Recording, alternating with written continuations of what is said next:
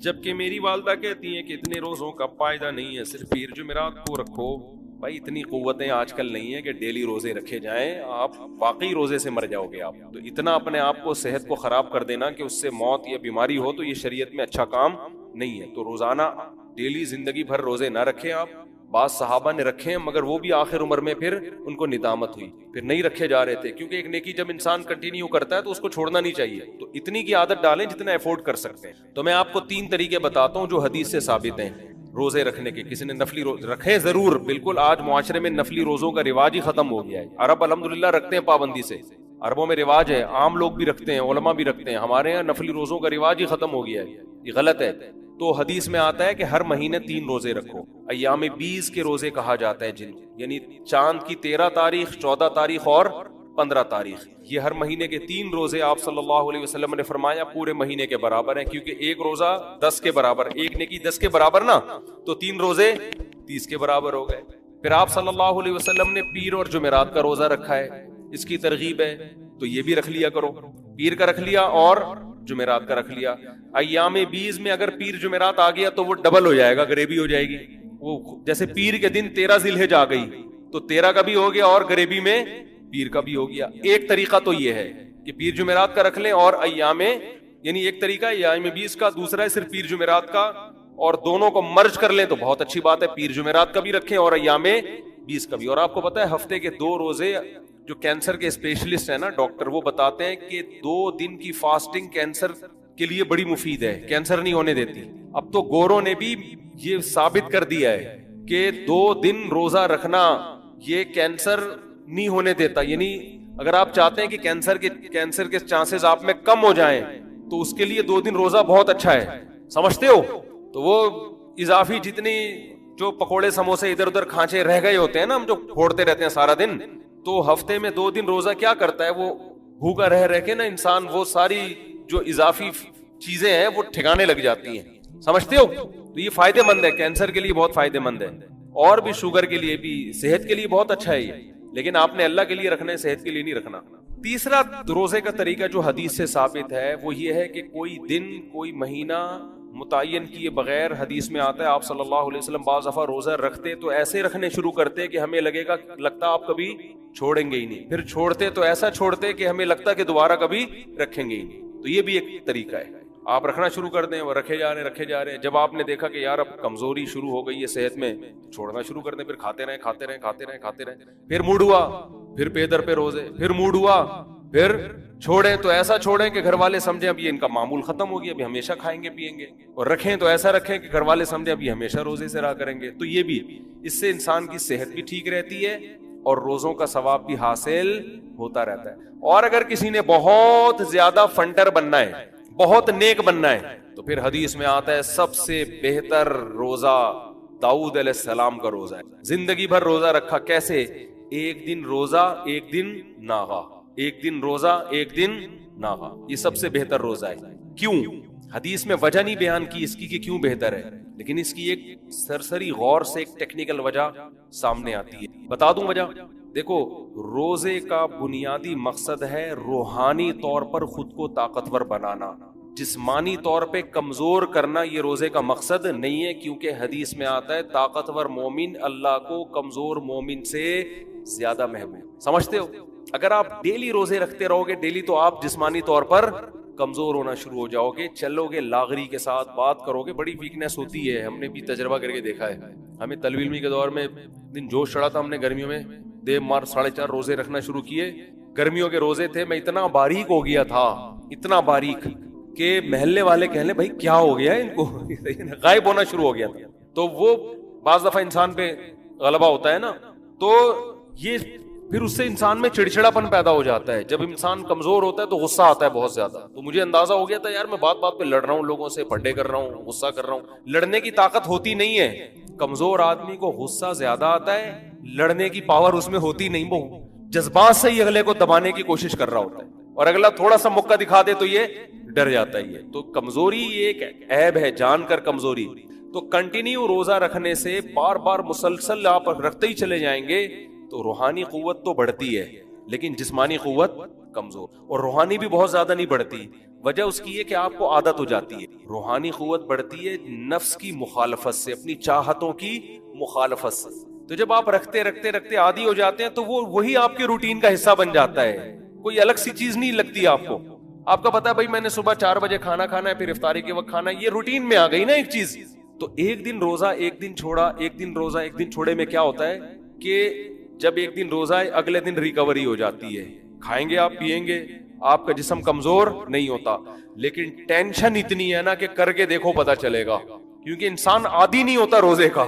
صحیح سمجھ میں آ رہی ہے بات؟ اب دیکھو روزانہ روزہ رکھنا ہے نا تو تھوڑے دن میں عادت ہو جاتی ہے. جیسے رمضان میں ہمیں عادت پڑ جاتی ہے نا 10-15 روزوں کے بعد, یار صبح اٹھنا ہے, یہ تو روٹین کا ایک حصہ ہے. ایک دن روزہ رکھا ایک دن چھوڑا, جیسے وہ والا واقعہ ہے نا, وہ بھی بتاتا ہوں میں. ایک دن روزہ رکھا ایک دن چھوڑا, اب دوبارہ اگلے دن رکھنا بڑا مشکل ہوتا ہے. حقیقت ہے, کیونکہ آپ نے کل پراٹھا کھایا تھا, چائے بھی پی تھی, گٹکا بھی ٹائم پہ, اور سٹے مٹے بھی, نسوار بھی, سب چیزیں ہو گئی. اب دوبارہ یار یہ مشکل ہوتا ہے. تو نفس کے خلاف مجاہدہ بہت سخت ہوتا ہے. تو روحانی قوت بہت اسپیڈ کے ساتھ بڑھتی ہے. اپنی چاہتوں کی مخالفت سے قوت بڑھتی ہے نا روحانی. تو چاہتوں کی مخالفت بہت ہوتی ہے. آدمی کو اپنی خواہشات پہ کنٹرول کرنے کا بہترین ملکہ پیدا ہوتا ہے اس سے, کہ میرے ہاتھ میں جب چاہوں گا کھانا چھوڑ دوں گا, جب چاہوں گا کھانا شروع کر دوں گا. اور صحت خراب نہیں ہوتی بلکہ اور اچھی ہو جاتی ہے, کیونکہ روزانہ 3 ٹائم کھانا کسی کتاب میں نہیں لکھا کہ صحت کے لیے ضروری ہے, بلکہ ہر کتاب میں لکھا ہے روزانہ 3 ٹائم پھوڑنا صحت کے لیے نقصان دہ ہی ہے, فائدہ مند بالکل بھی نہیں ہے. تو ایک دن روزہ رکھیں گے ایک دن کھائیں گے, آپ بالکل فٹ فاٹ رہیں گے اور اچھے ہو جائیں گے جسمانی لحاظ سے. لیکن دل کی چاہت کی ایسی مخالفت ہوگی کہ آپ بہت تکلیف میں ہوں گے, لیکن اس سے آہستہ آہستہ آپ کو خواہشات پہ کنٹرول کرنے کی صلاحیت پیدا ہو جائے گی. آپ کے ہاتھ میں ہوگا بھائی میں جب چاہوں گا کھا سکتا ہوں, جب چاہوں گا روزہ رکھ سکتا ہوں. ورنہ نارمل آدمی 100 دفعہ سوچتا ہے یار رکھوں کہ نہیں رکھوں, رکھ کے پھر پچھتا رہا ہوتا ہے, یار اچھا بھلا کھا لیتا تو اچھا تھا. اب چائے دیکھ کے کبھی دل چاہتا ہے, کبھی بریانی کی خوشبو آتی ہے. تو یہ سب سے بہتر روزہ ہے, ایک دن روزہ رکھیں ایک دن چھوڑیں. اتنا مشکل کام ہے, سیدھا سیدھا انسان کے بچے بنو, پیر جمعرات کا رکھ لیا کرو, اور صحیح ہے نا, ایام 20 کے رکھ لیا کرو, کافی ہے. وہ ایک دن روزہ ایک دن چھوڑ کے, وہی لطیفہ یاد ہے نا, وہ نہیں میں نے بتایا تھا کہ میری ایک زوجہ گلشن اقبال میں, ایک ہاکس بے روڈ کی طرف, تو میں ایک دن گلشن اقبال میں, دوسرے دن اتنی دور ماڑی پور ہاکس بے روڈ. تو ایک اسٹیٹ ایجنٹ تھے ہمارے دوست, انہوں نے مجھے بس میں سوار نہ دیکھا, یار بہت ترس آتا ہے, ایک دن آپ یہاں دوسرے دن وہ ادھر. تو میں نے کہا مجھے ترس آپ پہ آتا ہے, ایک دن یہاں دوسرے دن بھی وہاں. یہ جو میں نے قرآن مجید کی آیتیں تلاوت کی ہیں, اس میں اللہ تعالیٰ نے حکم دیا ہے کہ اللہ سے ڈرو, اور ہر شخص یہ دیکھے کہ وہ آئندہ آنے والی کل کے لیے کیا کر رہا ہے. اس پر میں نے 1-2 ہفتے پہلے بیان شروع کیا تھا کہ بینکوں کے باہر پہلے لکھا ہوا ہوتا تھا روپیہ بچائیے کل کام آئے گا. پہلے بورڈوں پہ یہ بھی لکھا ہوتا تھا کہ بچے 2 ہی اچھے, لیکن بہت سے لوگوں کے 2 بچے بھی اچھے نہ نکلے. جی اچھا اب یوں صحیح ہے, اب صحیح ہے, یہ کیا کریں, کنٹرول اب ہو گیا. تو بورڈ پہ لکھا ہوتا تھا بچے 2 ہی اچھے, لیکن بہت سے بچے 2 بھی اچھے نہیں نکلے, تو لگتا ہے گورنمنٹ نے وہ بورڈ ہٹا دیے. خیر بینکوں پہ لکھا ہوتا تھا روپیہ بچائیے کل کام آئے گا, تو میں نے اس پر کچھ تھوڑی سی بات کی تھی کہ روپیہ بچائیے کل کام آئے گا, اور بچا کے بینکوں میں رکھیے, بینکوں کے آج ہی کام آ جائے گا. ٹھیک ہے نا. تو یہ بینک جو ہمیں نصیحت کر رہے ہوتے ہیں نا روپیہ بچائیے کل کام آئے گا, وہ اس لیے کر رہے ہوتے ہیں کہ آپ کو تو کل کا پتہ نہیں کہ زندہ رہو گے نہیں رہو گے, لیکن ہم تو فی الحال ابھی کچھ کھائیں پیے نا آپ کے پیسوں سے. تو کل کی ترغیب تو دنیا میں ہر ایک دیتا ہے, بھائی کل کی فکر کرو, کل کی فکر کرو, سب ترغیب دیتے ہیں. اچھے بچے پڑھتے ہیں, اسکول جاتے ہیں, آج کا دن قربان کرتے ہیں کل کے لیے, پھر کچھ بن جاتے ہیں وہ. تو اس میں تو میرا خیال ہے 2 رائے نہیں ہو سکتی کہ آج کو کل پہ قربان کرنا چاہیے. لیکن کل سے مراد کیا ہے؟ اصل اختلافی مسئلہ یہاں سے شروع ہوتا ہے, اختلافی مسئلہ یہاں سے شروع ہوتا ہے. جو مادہ پرست لوگ ہیں, دنیا پرست لوگ ہیں, ان کی نظر میں کل کی ڈیفینیشن ہے ٹمورو, جو آئندہ آنے والا کل ہے, آفٹر ٹمورو. تو پرسوں ترسوں, موت سے پہلے کا جو کل ہے وہ ان کی نظر میں کل ہوتا ہے. جبکہ اللہ تعالیٰ جس کل کی بات کرتے ہیں وہ یہ والا کل ہے ہی نہیں, بلکہ اس کل کی تو زیادہ فکر سے منع کرتے ہیں اللہ تعالیٰ. الذی جمع مالا وعددا, قرآن کہتا ہے وہ تباہ و برباد ہو جائے جو مال جمع کرتا ہے اور گن گن کے رکھتا ہے. میں نے بتایا تھا نا کہ 1 سال تک کا تو مال جمع کرنا ٹھیک ہے, یہ مسئلہ بار بار میں بتاتا رہتا ہوں، نئے نئے لوگ آتے رہتے ہیں. آپ کی جتنی تنخواہ ہے، فرض کرو 2 لاکھ روپے تنخواہ ہے آپ کی، اور 2 لاکھ میں آپ کا گھر اچھا چل رہا ہے، تو 12 دونی 24، ایک سال میں کہ 24 لاکھ روپے کا گولڈ لے کے لاکر میں ڈال دیں آپ. یعنی تھوڑا سا پیسے ہاتھ روک کے جمع کریں، اور کرنسی کی شکل میں نہیں بلکہ گولڈ کی شکل میں. وہ آپ نے 24 لاکھ کا لیا اور لاکر میں ڈال دیا. یہ کیوں؟ کہ آج آپ کی جاب چلی گئی تو کم سے کم 1 سال ملے آپ کو سروائیو کرنے کے لیے، تاکہ لوگوں کے سامنے ہاتھ نہ پھیلانا پڑے. دیکھو 3 درجات ہوتے ہیں. ایک درجہ تو یہ ہے کہ اس لیول کا توکل کریں جو نبی صلی اللہ علیہ وسلم نے کیا. 9 بیویاں ہیں، گھر 9 ہیں، آپ کو جو بچت کی ضرورت ہم سب سے زیادہ تھی نا نبی صلی اللہ علیہ وسلم کو. کیا خیال ہے بھائی؟ 9 گھر چلانے، لیکن آپ کا توکل یہ تھا کہ صبح کھا لیا تو شام کی فکر نہیں ہے، شام کو مل گیا تو صبح کی فکر نہیں ہے. یہ بہت ہائی لیول کا توکل ہے جس کی مجھے اور آپ کو بالکل بھی اجازت نہیں ہے. بات سے بات نکلتی ہے، کیا کروں، پھر ٹاپک چینج ہوتے ہیں. دنیا اس کی بات سنتی ہے جو آپ کو احمقوں کی جنت میں دھکیلتا ہے، بڑی بڑی باتیں کرتا ہے. دنیا کی عادت ہے. جو گراؤنڈ ریئلٹی دیکھ کر فیصلے کرتے ہیں، زمینی حقیقت دیکھ کے آپ کو بات کرتے ہیں. مثال کے طور پر کوئی سیاستدان آئے تقریر کرے آپ سے ووٹ لینے کے لیے. تقریر کا ایک طریقہ تو وہ ہے جو مارکیٹ میں چل رہا ہے، میں یہ کر دوں گا، میں یہ کر دوں گا، میں 5 سال میں غربت کا خاتمہ، کرپشن کا خاتمہ، ملک میں نوٹ چھاپنے کی مشین بن جائے گا، ڈالر آئے گا، ہماری ایکسپورٹ بڑھ جائے گی، وغیرہ وغیرہ. ٹھا ٹھا ٹھیش ٹھیش، سارے ووٹ لے جائے گا کہ نہیں لے جائے گا؟ اچھا فلاں بھی چور ہے، فلاں بھی چور ہے، فلاں بھی چور ہے، میں صرف ایماندار ہوں، سب چوروں کو لٹکاؤں گا، میں سب کی ایسی کی تیسی کر دوں گا، سب کو یہ کر دوں گا، کسی کا پٹھو نہیں بنوں گا. جتنے اسٹیبلشمنٹ کے پٹھو ہیں، جتنے بھی وغیرہ وغیرہ ہے، سب کو لٹکا دوں گا، اور پھر میں یہ کر دوں گا، وہ کر دوں گا، وغیرہ وغیرہ. جو دعوے سب کے ہی چل رہے ہوتے ہیں، کوئی مخصوص جماعت مراد نہیں ہے، تو لوگ اس کو ووٹ دیتے ہیں. کیا خیال ہے؟ اب آپ تھوڑی دیر کے لیے فرض کر لیں سیاستدان سچ بولنا شروع کر دیں. تقریر کر رہا، میں 5 سال میں نہیں خود بڑھ کا خاتمہ کر سکتا، کوشش کر کے ٹرائی مار کے دیکھوں گا، ٹرائی کر کے دیکھوں گا. اچھا میں اسٹیبلشمنٹ کی غلامی سے نکل جاؤں یہ میں کنفرم نہیں کہہ سکتا، لانے والے مجھے وہی ہوں گے، ان کی چاپلوسی کے بغیر تو یہاں تک بھی میں نہیں پہنچ پایا جو جلسے میں آپ کے سامنے تقریر کر رہا ہوں. تو سچ بول کے اگر ہو رہا ہے نا شروع، سوچو کیا ہو جائے گا. کہ جو آج اتنا بڑا جلسہ ہو رہا ہے یہ بھی انہی کی نوازش، انہی کی طرف سے تھوڑا سا چھڑکاؤ ہوا تھا، تو مجھے بھی موقع مل گیا، میں بھی تھوڑا سا عوام میں فیمس ہو گیا. تو میں اب ایسا نہیں ہے کہ ان کی غلامی سے آپ کو ایک دم نکال لوں، ہاں تھوڑا سا کوشش کروں گا کہ جمہوری طرز پہ گورنمنٹ چلنا شروع ہو جائے، ہلکی پھلکی کسی کوشش ٹرائی مار کے دیکھتا ہوں. آپ لوگ دعا کریں، آپ میرا ساتھ دیں.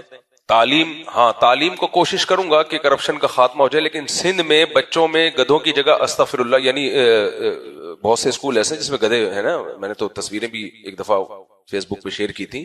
اب جہاں اسکولوں میں گدھے بندھے ہوئے ہوں وہاں ایک دم سے میں وہ ایسے سائنسدان پیدا کرنا شروع کر دوں، یہ پاسبل نہیں، تو 50 سال میں بھی نہیں ہوگا.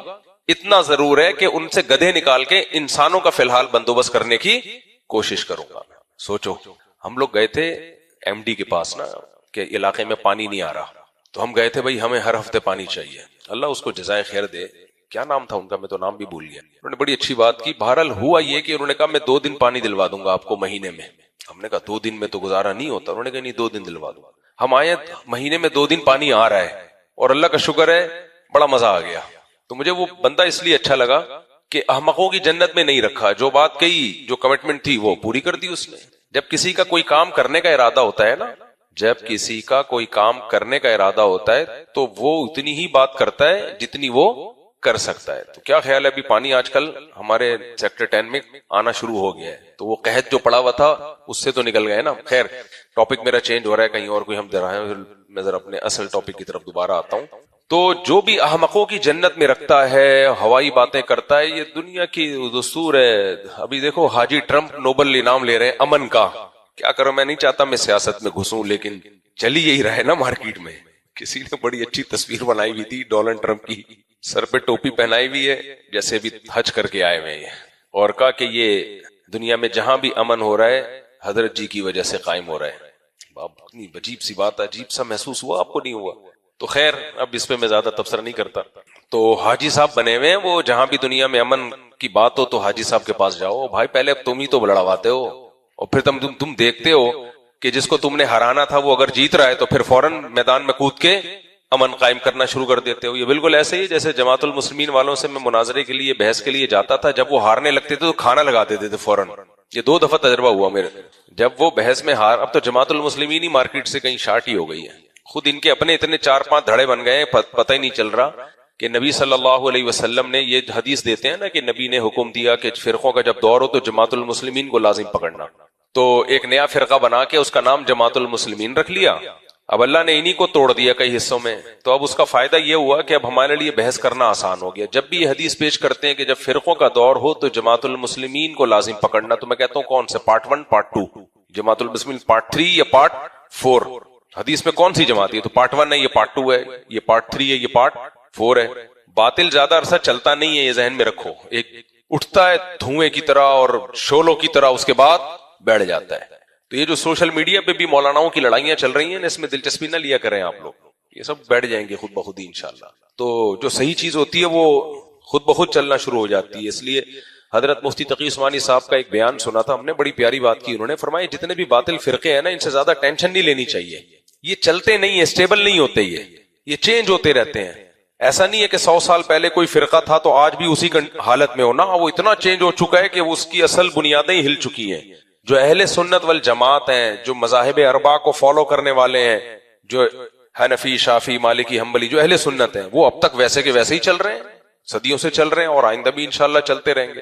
باقی آپ دیکھ لو دائیں بائیں, ہر دور میں تبدیلی, ہر وقت تبدیلی, اختلاف, لڑائی جھگڑے, فرقے. تو اس لیے باطل کی بہت زیادہ ٹینشن لینے کی ضرورت نہیں ہے. خیر, تو میں یہ اس کر رہا تھا کہ جو احمقوں کی دنیا میں جنت میں رکھتا ہے آپ کو, یا مبالغہ آرائیاں کرتا ہے اور رائی کا پہاڑ بنا کے پیش کرتا ہے لوگوں کو, وہ لوگ پسند آتے ہیں. جو ریئلٹی کی بات کرتا ہے اکثر لوگوں کو وہ لوگ پسند نہیں آتے. اور آسان مثال دیتا ہوں یہ سمجھانے میں. بات تو ابھی توکل پہ کر رہا ہوں, لیکن توکل کو سمجھانے کے لیے پہلے یہ مثالیں سمجھانی پڑیں گی. آپ کا رشتہ لینے کے لیے گئے, لڑکی والے نے پوچھا کہ کتنی تنخواہ آپ کی, صحیح بتا دی تو امکان کم ہوتا ہے. کیا خیال ہے؟ لڑکی اپنی عمر صحیح بتا دے اور سب کچھ بتا دے, امکان کم ہوتا ہے. تو ہر جگہ غلط بیانی کی بیس پہ معاملات چل رہے ہیں. غلط بیانی, جھوٹ. کاروبار میں ایسے ہی, آپ دکان پہ مال بیچو تو صحیح بات کرو تو, لیکن یعنی صحیح بات کرو, مال نہیں بکتا آپ کا.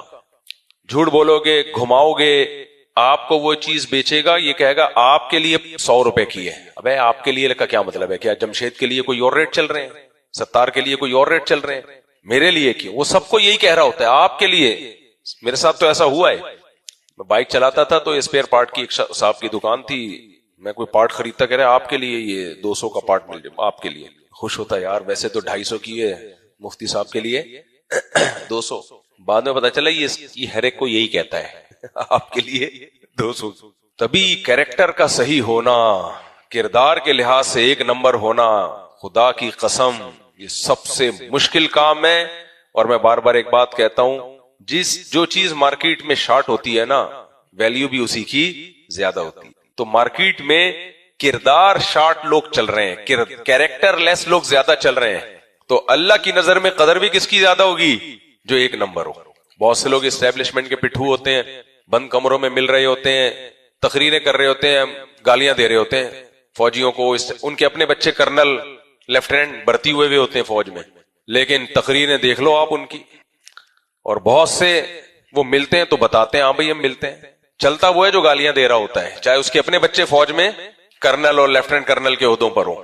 مارکیٹ اس کی چلے گی.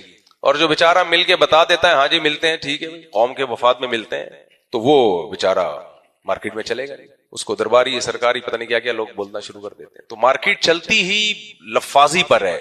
لیکن یہ خوب سمجھ لو, دھوکے اور جھوٹ کی بنیاد پہ جو مارکیٹ چلتی ہے نا, اس میں آپ کو لوگ زیادہ ملتے ہیں, مگر وہ بھی آپ جیسے ہی ہوتے ہیں. اور جو مارکیٹ سچ کی بیس پہ چلتی ہے اس میں لوگ کم ملتے ہیں, لیکن ہوتے وہ خاندانی ہیں. آپ نے جھوٹ بول کے شادی کر لی تو بیگم بھی پھر پہناتی رہے گی آپ کو ساری زندگی. سچ بولو گے رشتہ مشکل سے ملے گا, لیکن جو ملے گا وہ بھی کیا ہوگا؟ بولو, خاندانی ہوگا, وہ بھی خاندانی ہوگا. تو احمقوں کی جنت, احمقوں کی جنت. تو اب بعض لوگ, خطیب لوگ توکل پہ ایسا بیان کرتے ہیں, ایسا بیان کرتے ہیں, وہ خود بھی اس پہ عمل نہیں کر سکتے. اب ایک مولوی صاحب کہہ رہے تھے اکثر ہی ہمارے علماء اکثر کہتے ہیں شادی سادی ہونی چاہیے. یقیناً جب لوگ ان کی شادیوں میں جاتے ہیں واہ واہ کہتے ہیں یار ہمیں بول رہے تھے شادی ہونی چاہیے ادھر خود کی شادی دیکھو. تو سادی کا مطلب کیا ہے؟ دیکھو یہ سادہ کا جو لفظ ہے نا یہ کہ اس کا کوئی لگا بندہ معیار نہیں ہے. یہ ہر شخص کے لیے اس کا معیار دوسرے سے مختلف ہے. ہر شخص کے لیے اس کا معیار دوسرے سے مختلف ہے. فضول خرچی نہیں ہونی چاہیے. تو فضول خرچی کا معیار سب کا ایک جیسا نہیں ہے.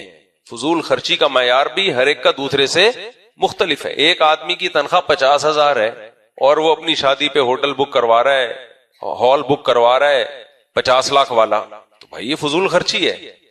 اور ایک آدمی کی تنخواہ وہ زرداری کا کچھ لگتا ہے وہ 50 لاکھ کا بھی کرائے گا تو کنجوس ہے. وہ سمجھ رہے ہو وہ کیا ہے؟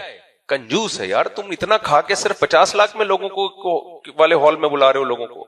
تو مالدار اور دولت مند, لیکن آپ بیلنس بات کرتے ہو تو چلتی نہیں ہے مارکیٹ میں, چلتی نہیں ہے مارکیٹ.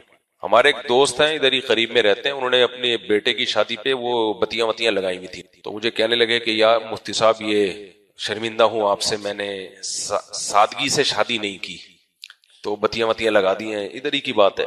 میں نے کہا ٹھیک ہے پھر آپ یہاں رونے والی بٹھا دیتے, کچھ پتہ لگتا کہ پتہ ہی نہیں چل رہا ہوتا کہ کسی کے گھر میں جنازہ ہو رہا ہے یا بارات آ رہی ہے. تو جنازے بارات میں کچھ تو فرق ہو میرے بھائی. شادی میں ہو رہی ہے تو بتیاں لگانے میں کیا جا رہا ہے اس میں؟ یہ کوئی سادگی کے خلاف تھوڑی ہے. ہاں کچھ چیزیں علماء صلحاء پہ سوٹ نہیں کرتی.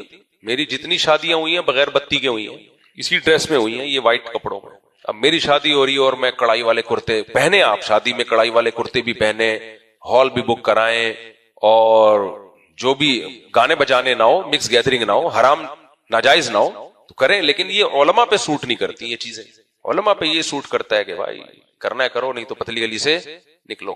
ٹائم نہیں ہمارے پاس. کڑائیوں والے کرتے سلواؤ, میری تو ہوتی رہتی ہے. اب میں کیا کرتے ہی سلوا, استغفر اللہ, نہیں تو ہو چکی ہیں, میں کرتے ہی سلواتا رہوں گا بیٹھ کے. کیا خیال ہے بھائی؟ اچھا خیر, لوگوں میں یہ بھی ایک رسم و رواج ہے, کسی کے یہاں بچہ پیدا ہو تو لفافہ دیتے ہیں نا اس کو لازمی. میں ٹاپک مکمل کر لوں ورنہ یہ اتنا اچھا ٹاپک لے کے چلا ہوں یہ سارا دائیں بائیں ہو جائے گا. یہ بچے کو لفافے والی مثال مجھے یاد دلانا بعد میں دوں گا, کیونکہ یہ ایک کرتے کرتے پورا بیان ہی چلا جائے گا. لوگ نے کمنٹس میں کنفیوژن کا اظہار کیا ہوتا ہے اور مجھے خود بھی بڑی تکلیف ہو رہی ہوتی ہے, یار کیا لے کے چلا تھا کدھر کو نکل گیا. تو دیکھو توکل میں 3 درجات ہیں. ایک تو نبی کریم صلی اللہ علیہ وسلم کا توکل ہے, صبح اگر کچھ کھانے کو مل گیا تو شام کی فکر نہیں ہے. اس کی میں نے پچھلے بیان میں مثال دی تھی کہ نبی صلی اللہ علیہ وسلم گھر تشریف لائے, امی عائشہ سے پوچھا کچھ کھانے کو ہے, آپ نے فرمایا کہیں سے کچھ ہدیہ آیا تھا, میں نے صدقہ کر دیا, تھوڑا سا باقی رہ گیا ہے. آپ نے فرمایا جو صدقہ کر دیا اصل میں وہ باقی رہ گیا ہے اور یہ ختم ہو جائے گا. اب آپ بتاؤ توکل کی اس سے بڑی کوئی مثال ملتی ہے؟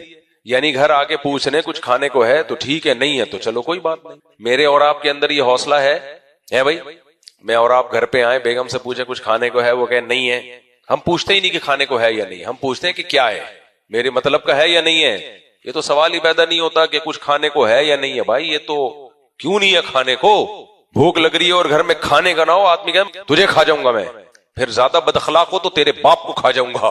داماد پھر ایسے تانے دیتا ہے, تیرے بھائیوں کو کھا جاؤں گا. لیکن نبی صلی اللہ علیہ وسلم گھر آ رہے ہیں, کھانے کو ہے کہ نہیں ہے, چلو کوئی بات نہیں, روزہ رکھ لیتے ہیں. آپ کا یہ معمول تھا. اگر زوال سے پہلے کھانے کو کچھ نہ ہو تو زوال سے پہلے نیت کی جا سکتی ہے کہ بھائی بھوکا تو رہنا ہی ہے, تو روزے کی نیت کر کے ثواب کیوں نہیں حاصل کرو. بھائی فقہا نے یہ مسئلہ یہیں سے نکالا ہے کہ زوال سے پہلے بھی روزے کی نیت ہو سکتی ہے. وجہ اس کی ہے کہ نبی تو گھر میں آ کے پوچھتے تھے, وہ صبح صادق کا وقت تھوڑی ہوتا تھا, نبی گھر میں آ کے پوچھتے کھانے کو ہے نہیں ہے, چلو روزہ ہے آج. بات سے بات نکلتی ہے کیا کروں, یہ ڈاکٹر لوگوں نے اتنا بنا دیا نا کھانے کو ایکچولی اتنے ٹائم پہ کھائے کریں, پھر یہ کر کے. بھائی صاحب سب سے زیادہ کامیاب زندگی انبیاء کی اور صحابہ کی تھی. انہیں تو مل گیا کھا لیا, انہوں نے نہیں ملا چلو بھوکا. کوئی نقصان نہیں ہوتا بھوکا رہنے سے, یہ ذہن میں رکھو. بھوکا رہنے سے کوئی نقصان نہیں ہے. بھوکا رہنے سے جب نقصان ہے جب بھوکا ہی رہے, کبھی ملے ہی نہیں کھانے کو, پھر مر جائے گا یا کمزور ہو جائے گا. رمضان میں کبھی دیکھا آپ نے کوئی کمزور ہوا ہو؟ اور مسٹنڈے ہوتے جا رہے ہوتے ہیں, گول گول ہوتے جا رہے ہوتے ہیں. بھوکا رہنے سے تو کوئی کمزوری نہیں ہے. میں نے کیونکہ طب کی کتابیں بھی تھوڑی بہت پڑھی ہوئی ہیں, تو میں بچپن میں حکیموں کی کتابیں بھی پڑھا کرتا تھا, قدیم پرانے حکیم. تو وہ یہ لکھتے تھے کہ بھوکا رہنے سے کچھ بھی نہیں ہوتا. سمجھ رہے ہو, بھوکا رہنے سے کچھ بھی نہیں ہوتا. آپ کہہ سکتے ہو آج کی میڈیکل سائنس نے تو بڑی ترقی کی ہے, ان حکیموں کا کیا پتا ہو بھائی، وہ حکیم میڈیکل سائنس میں نہیں، وہ انسانوں پہ تجربے کرتے تھے، کئی دن بھوکا رکھ کے بندے کو دیکھتے تھے کیا ہو رہا ہے، تو کچھ بھی نہیں ہوتا. ہاں السر کا پیشنٹ ہو تو ایک الگ بات ہے نا، وہ تو زخم ہے اس کے پیٹ میں، ایسڈ اس کے زخم، جب تک کوئی زخم وخم نہ ہو، یا کوئی شوگر کا مریض ہو تو ایک الگ بات ہے. نارمل آدمی کی بات کر رہا ہوں، شوگر کا پیشنٹ تو مر جائے گا. تو اس لیے یہ کھانے پینے کی ٹینشن لینا آج سے بالکل چھوڑ دیں. ہاں یہ بات ضرور ہے کہ نبی صلی اللہ علیہ وسلم کئی وقت بھوکا رہتے تھے، پھر کھاتے کیا تھے. ہم لوگ جب بھوکا رہیں گے اور کھائیں گے پیزے برگر تو وہ بیڑا ہی غرق ہوگا ہمارا. تو سید الانبیاء صلی اللہ علیہ وسلم جب کئی وقت فاقے ہوتے تھے تو کھاتے کیا تھے، اس کو بھی فوکس دیکھو. نبی کی آدھی سیرت لے لی، آدھی نہیں لی تو وہ ایڈجسٹ نہیں ہوگی. اس کی مثال میں بار بار دیتا ہوں. لوگ کہتے ہیں بھائی بکری کا دودھ پینا سنت ہے، نبی صلی اللہ علیہ وسلم نے پیا. اونٹنی کا دودھ پینا سنت ہے، نبی صلی اللہ علیہ وسلم نے پیا. تو اس سنت پر آج کیسے عمل ہوتا ہے؟ 2 پراٹھے کھائے، 4 انڈے کھائے، 1 پلیٹ ملائی کھائی، اس کے بعد سنت کے لیے بکری کا دودھ پی رہے ہیں. ابے بھائی یہ والا نبی صلی اللہ علیہ وسلم نے جو دودھ پیا ہے بھوک کی، بھائی ویڈیو نے بنائے، منع کر رہے ہیں نا آپ کو. نبی صلی اللہ علیہ وسلم نے جو دودھ پیا ہے شدید بھوک کی حالت میں، کھانے کی جگہ پیا ہے. تبھی صحیح حدیث ہے کہ دودھ وہ خوراک ہے جو کھانے اور پینے دونوں کے لیے کفایت کرتا ہے. یہ حدیث میں ہے. یعنی کسی کو پیاس بھی لگ رہی ہو، بھوک بھی لگ رہی ہو تو دودھ پی لو، پیاس بھی بجھ جائے گی اور پیٹ بھی بھر جائے گا. اس طرح دودھ پیا ہے، اور تازہ دودھ، بوائل کیا ہوا نہیں، فریش ملک. بلکہ بکری کے دودھ میں تو آپ نے پانی بھی ملایا ہے، حالانکہ پہلے ہی پتلا ہوتا ہے، وہ اس کو تھوڑا سا ٹھنڈا کرنے کے لیے گرمی میں پانی ملایا اس میں. تو پھر آپ صلی اللہ علیہ وسلم نے شدید بھوک میں کیا کھایا ہے؟ سرید کھایا ہے، جو گوشت میں جو کی روٹی گوشت میں ڈال کے، گوشت کے شوربے میں ڈال کے. ہم جو حدیثیں دیکھتے ہیں آپ صلی اللہ علیہ وسلم نے شدید بھوک میں کھجوریں کھائی ہیں، صرف کھجوریں. کبھی 2 کھانے ایک ساتھ نبی صلی اللہ علیہ وسلم نے نہیں کھائے، سوائے سرید کے کہ گوشت میں جو کی روٹی، گوشت کے شوربے میں جو کی روٹی ڈال دی. گندم کی روٹی تو شاید ہی کبھی کبھار آپ صلی اللہ علیہ وسلم نے استعمال کی ہو، اور وہ بھی کیسے؟ سفید آٹے کی نہیں، یہ جو چھلکے والا آٹا ہوتا ہے. تو یہ نبی کی خوراکیں تھی. بقرعید کا دن تھا، آپ صلی اللہ علیہ وسلم نے 9 ذی الحجہ کو حجۃ الوداع کیا. 10 ذی الحجہ کو جب آپ صلی اللہ علیہ وسلم رمی سے فارغ ہوئے تو آپ نے شدید تھکاوٹ، آپ کو پتا ہے حج میں جب ہم پہلے دن رمی سے فارغ ہوتے ہیں تھکاوٹ اور بھوک سے حالت کیا ہوتی ہے. اب تو بھوک نہیں لگتی لوگوں کو کیونکہ جوس کے ڈبے پیتے ہوئے جا رہے ہوتے ہیں رمی کرنے کے لیے. پیٹ کو تھوڑے دن کے لیے خالی رکھ کے دیکھو میرے بھائی، یہ بھی انسان ہے، اس کو بھی ریسٹ چاہیے، اس کو بھی آرام چاہیے. تو نبی صلی اللہ علیہ وسلم کی شدید بھوک، حج کے ارکان سے آپ فارغ ہوئے. پھر آپ نے صحابہ سے پوچھا الیس ھذا یوم النحر، کیا یہ قربانی کا دن نہیں ہے؟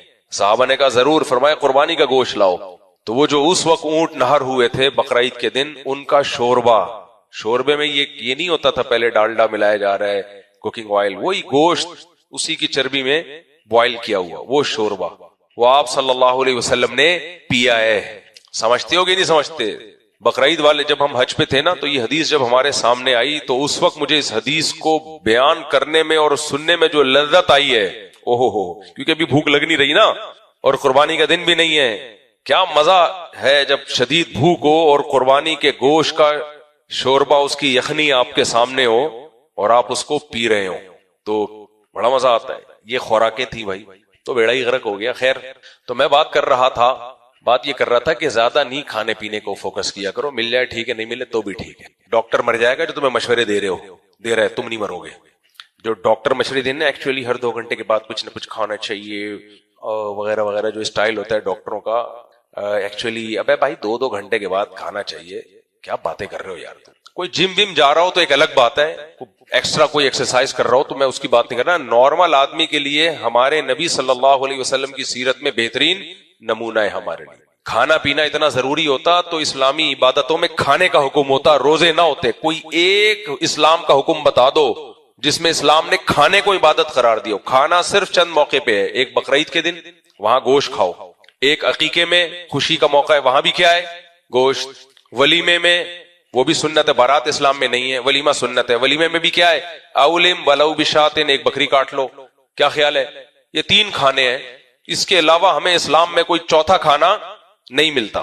ایک عید الفطر میں، اس دن میٹھا ہے، اور وہ بھی کھجور نیچرل میٹھا, شیروں کے ڈونگے نہیں, کھا لیں شیر کے ڈونگے بھی, وہ کوئی مسئلہ نہیں ہے. ایک عید الفطر میں یعنی اسلام میں 4 کھانے ہوئے, 3 میں گوشت ہے, ایک میں کیا ہے میٹھا, اور وہ بھی کھجور, وہ بھی 2 سے 3 کھجوریں. صبح نبی صلی اللہ علیہ وسلم عید الفطر کے دن 2-3 کھجوریں کھا کے جایا کرتے تھے کہ چلو آج عید کا دن بس.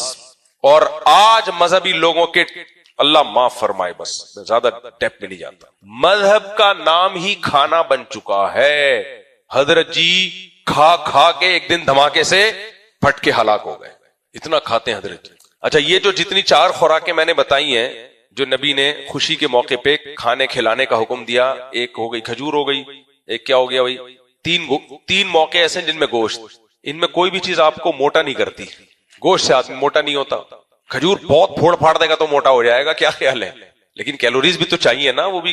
بس سے پتا چلا کہ 3 حصے وہ خوراک کھلائی جا رہی ہے جس میں کارب نہیں ہے. یعنی 4 خوشیاں ہیں نا, ابھی دوبارہ سے بڑا ٹائٹ موضوع ہے یہ, 4 خوشیاں ہیں جس کو اسلام خوشی مانتا ہے, باقی تو ہماری اپنی ہیں. وہ نمبر 1, آپ کی جب شادی ہوئی ہو, اسلام کہے گا ویل ڈن, بہت اچھا کام ہو گیا, پڑوسی تو پریشان ہو رہے ہیں, دوسری شادی ہو, تیسری ہو, چوتھی ہو, کوئی بات نہیں, ولیمہ کرو.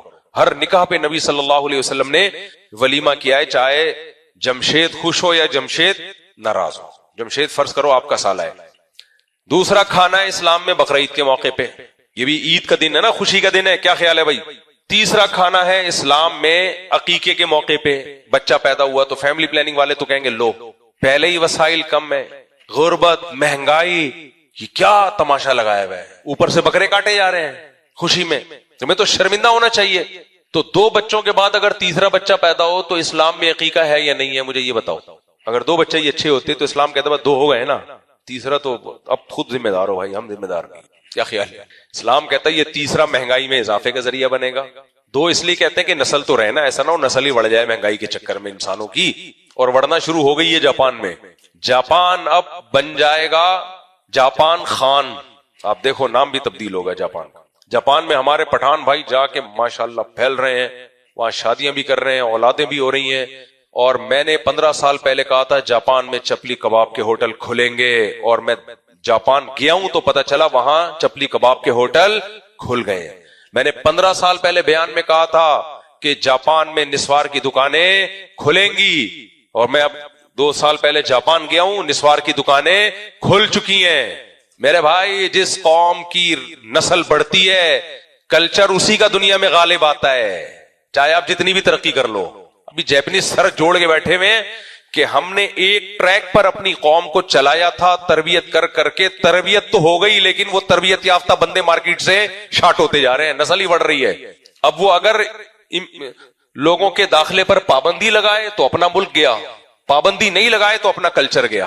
سمجھتے ہو, میں تو دیکھ کر آیا ہوں کتنے سیال کوٹ کے لڑکے لوگ, لاہور کے لوگ, کوئٹہ اور پشاور کے پشتون لوگ, وہاں 2ری 3ری شادی کی ہوئی ہے جاپانی لڑکیوں سے. میں کہتا ہوں تمہارے گھر والوں کو پتا ہے, کسی نے کہا کہ پتا ہے, کسی نے کہا کہ نہیں پتا.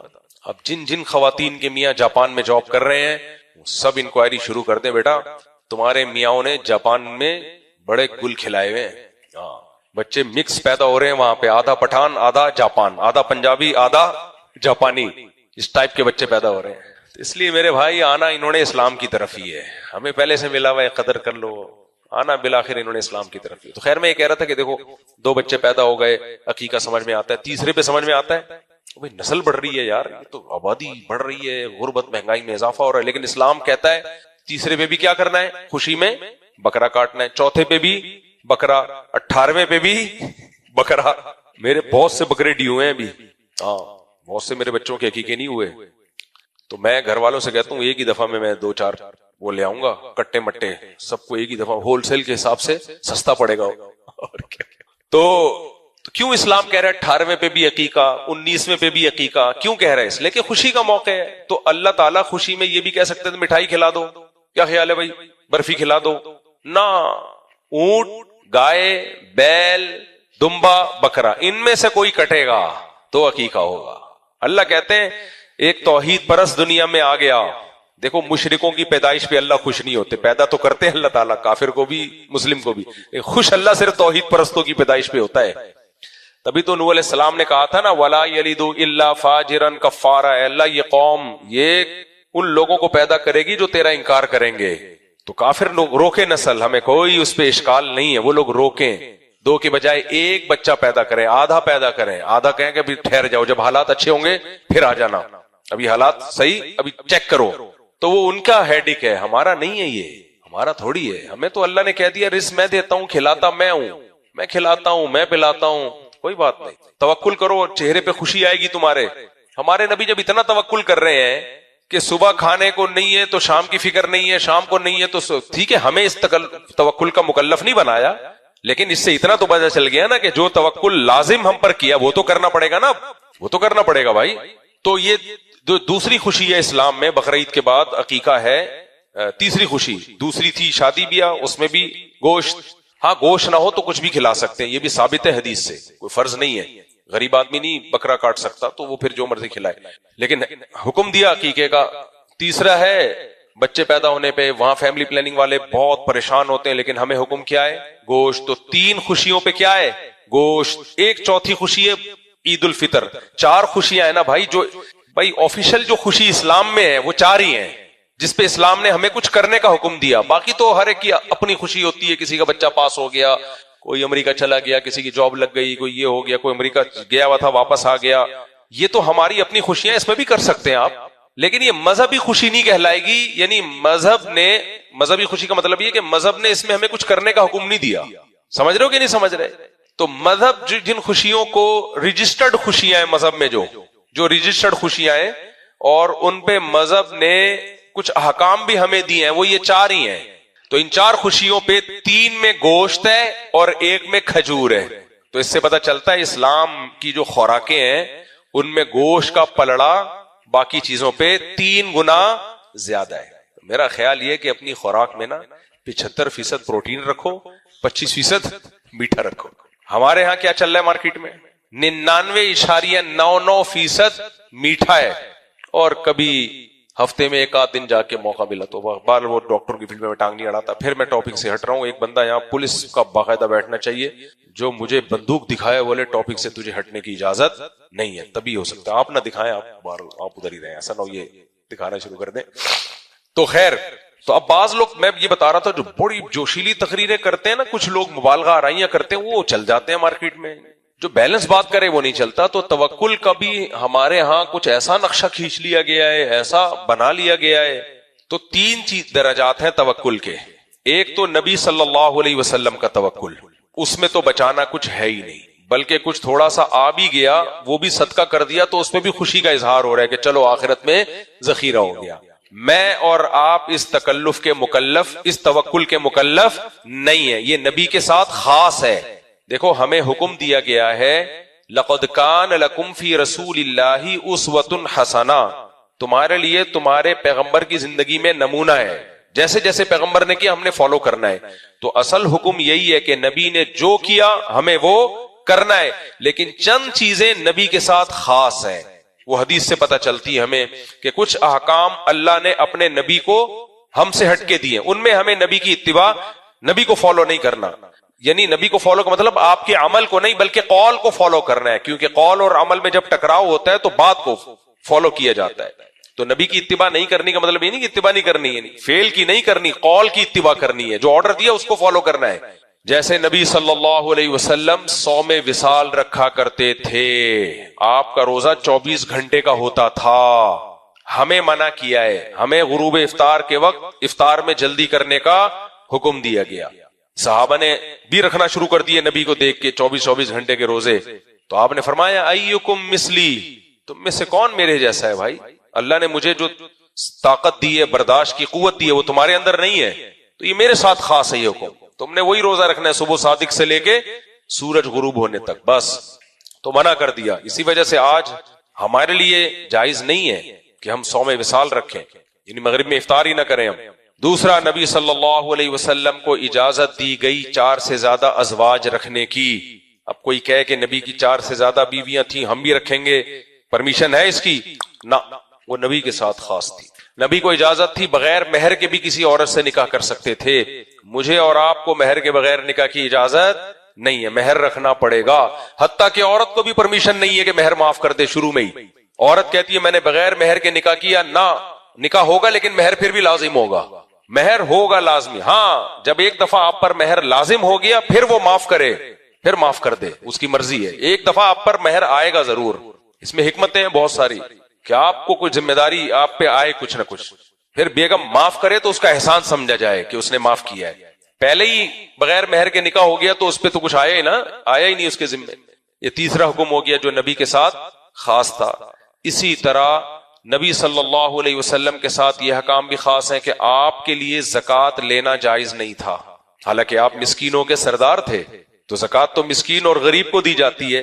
ہمارے نبی تو سید المساکین, 40 دن گھر میں چولہا نہیں جل رہا لیکن زکوٰۃ آپ پر حرام, آپ زکوٰۃ نہیں لے سکتے, اور اپنے لیے بھی نہیں اور قیامت تک کے لیے اپنی اولاد کے لیے بھی زکوٰۃ حرام, زکوٰۃ نہیں لے سکتا سید. سمجھ رہے ہو کہ نہیں سمجھ رہے؟ اور کیا حکم نبی صلی اللہ علیہ وسلم کے ساتھ خاص تھا؟ یہ توکل. اچھا یہ بھی ہے کہ مسلمان مرد کو اجازت ہے کہ یہودی عیسائی عورت سے نکاح کر سکتا ہے, لیکن بہت سے علماء نے لکھا ہے کہ نبی صلی اللہ علیہ وسلم کو اس کی اجازت نہیں تھی. آپ کی زوجہ کا مسلم ہونا ضروری. اسلام میں نسب کس سے چلتا ہے؟ بیٹی سے یا بیٹے سے؟ بیٹے سے, بیٹے سے نسب چلتا ہے.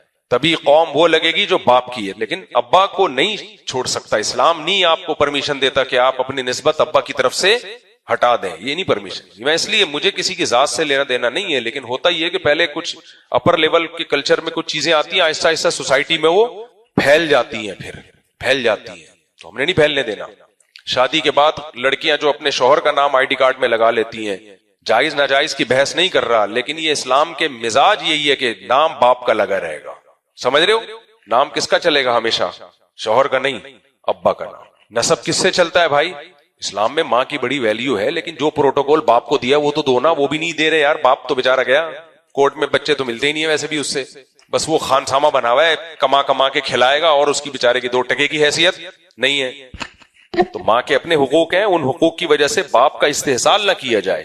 یہ جو ہمارا سیکولر لبرل طبقہ ہے نا, نام نہاد, جو آج کل بیٹھ کے مولویوں کے خلاف تقریریں کر رہے ہوتے ہیں, یہ مذہبی لوگ ترقی نہیں کر سکتے. مولوی کو نکال دو اپنی سوسائٹی سے, تمہارا خدا کی قسم اس سے برا حشر ہوگا. کیونکہ انگریز پھر بھی تھوڑا تہذیب یافتہ ہے, تھوڑا ٹھش پش جانتا ہے. ہمارے یہاں تو گالیوں میں پلا بڑا آدمی ہے, وہ یہ بھی نہیں باپ کو رائٹ دے گا. اگر مولانا کو نکال دیا مارکیٹ سے تم نے, تھوڑا بہت جمعے کے بیان میں اما ابا کے فضائل سن لیتا ہے, ورنہ اس سے بھی جائے گا وہ.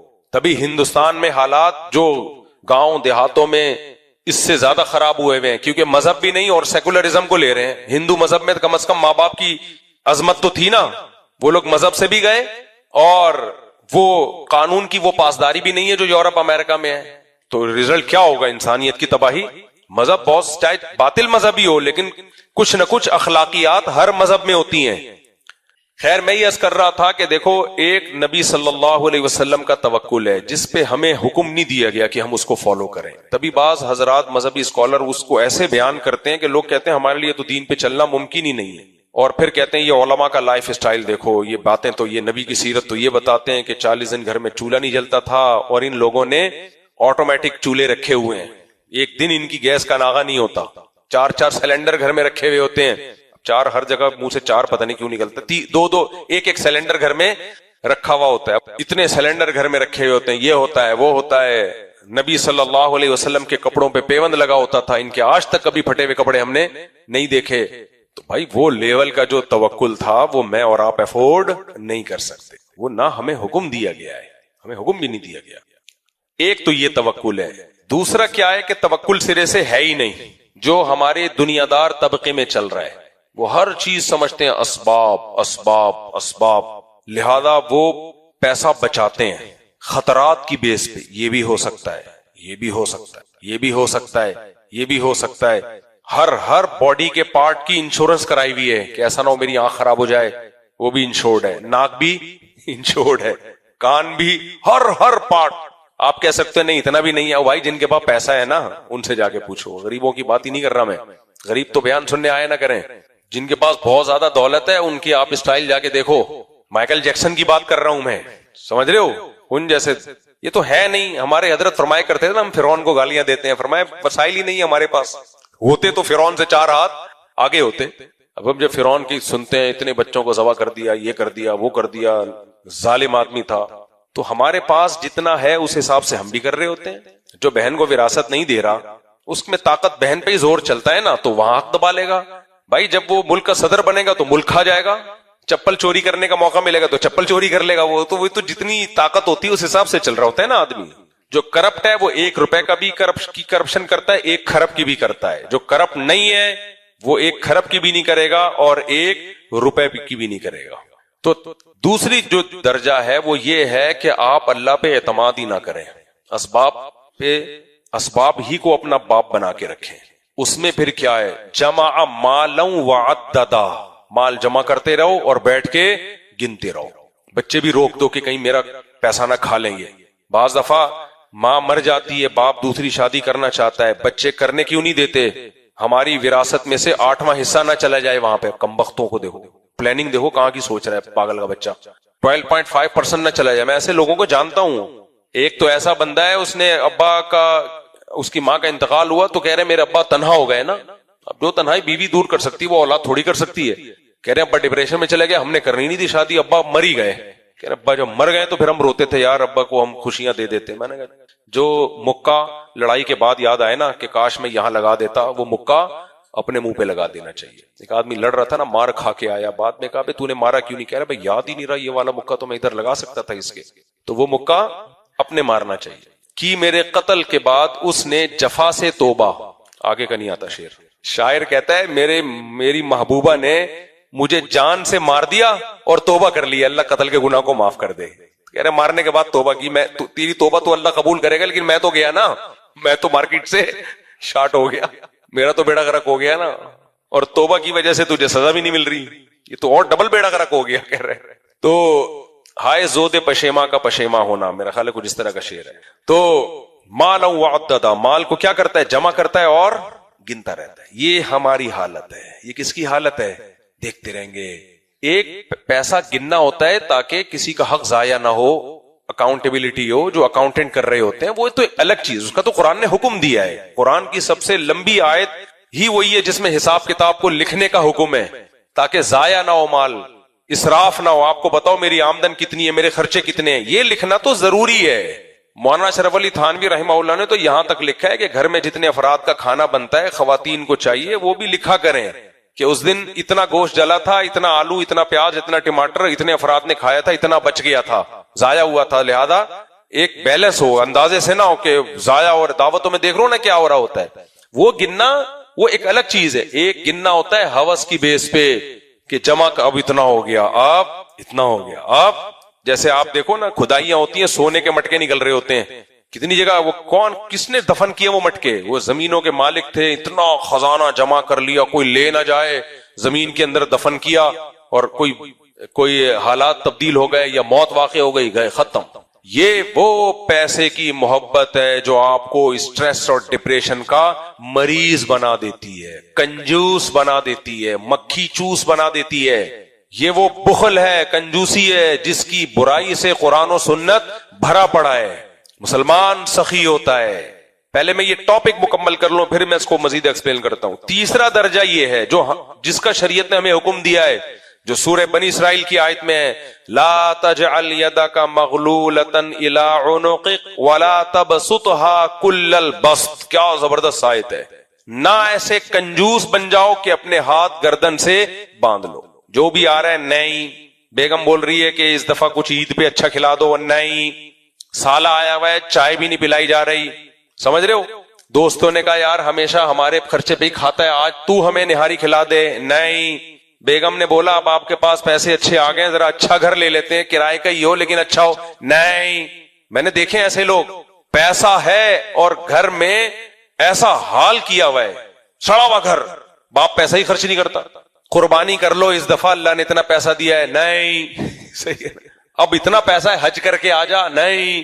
جب پیسے کا معاملہ آئے گا, نہیں. کھا لے اچھا, تجھے اللہ نے اب اچھی خوراک دی ہے, شہد لے, دیسی گھی کھایا کر, نہیں. 2 بچے ہو گئے, تیسرا پیدا کر لے, نہیں. کھائے گا کھا لے گا. تو یہ کون لوگ ہیں؟ مکھی چوس. کنجوس کو مکھی چوس پتہ ہے کیوں کہتے ہیں؟ مکھی چائے میں گر گئی تھی تو مکھی چوس کے پھینک دی, کہہ رہا یہ چائے پہ پیسہ لگا ہے, ضائع نہ ہو جائے. صحیح ہے نا. سخی آدمی اللہ کو پسند ہے بھائی, اللہ کھلاؤ, اوپر والا ہاتھ نیچے والے ہاتھ سے میں نے اپنے بچوں کو وصیت کی ہوئی ہے اور بیٹھے ہوئے ہیں میرے بیان میں. مجھے کہیں پتہ چل گیا نا کہ تم نے کسی سے 1 روپے مانگا ہے, ہر جرم قابل معافی ہے. مانگنے والا جرم قابل معافی. بھوک سے مر جاؤ, جیو ایسے جیسے اللہ کا دیا ہمارے پاس بہت کچھ ہے.